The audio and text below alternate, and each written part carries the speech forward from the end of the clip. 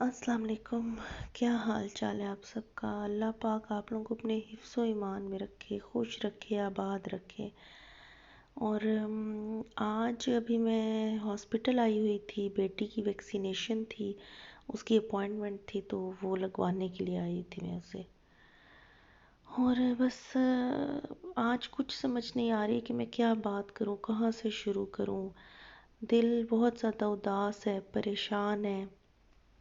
کل اچانک سے کال آئی اور پتہ چلا کہ میری مدر ان لا کی ڈیتھ ہو گئی ہے۔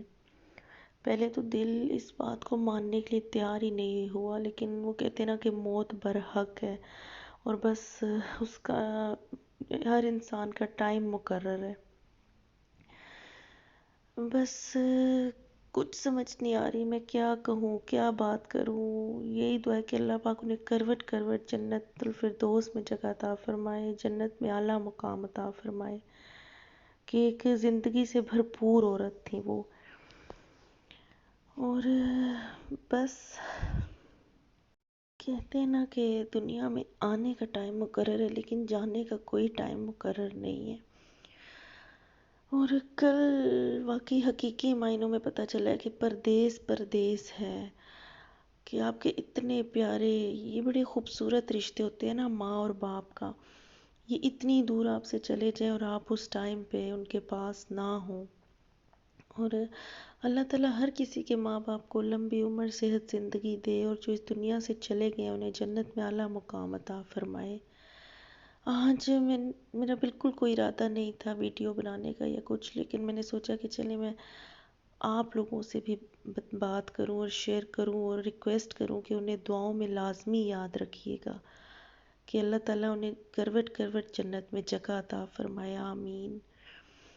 اور بس کہتے ہیں کہ زندگی چلتی رہتی ہے نا، زندہ انسانوں کی رکتی نہیں ہے۔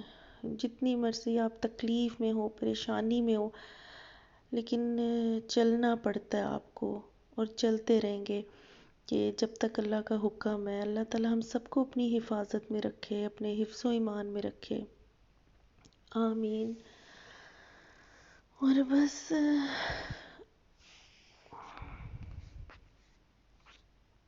اس کے بعد ہم لوگ اپنے جیٹھ اور جٹھانی کی طرف چلے گئے تھے، وہیں پہ پورا دن رہے، کیونکہ میرے جیٹھ بھی یہیں پہ ہوتے ہیں۔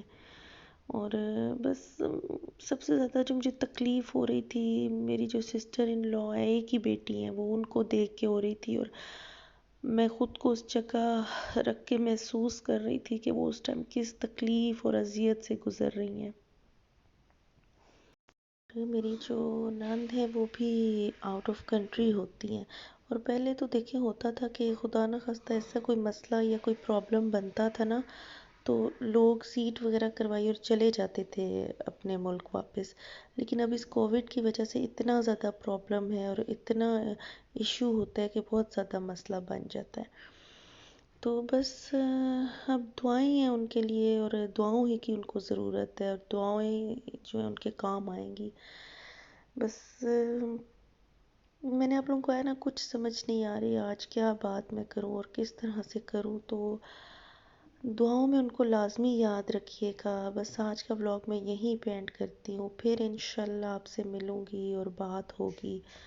دعاؤں میں یاد رکھیے گا مجھے بھی۔ اللہ تعالیٰ ہم سب کو اپنی حفاظت میں رکھے، ہم سب کے ماں باپ کو اپنے حفظ و ایمان میں رکھے، اور بس دعاؤں میں یاد رکھیے گا۔ اللہ حافظ۔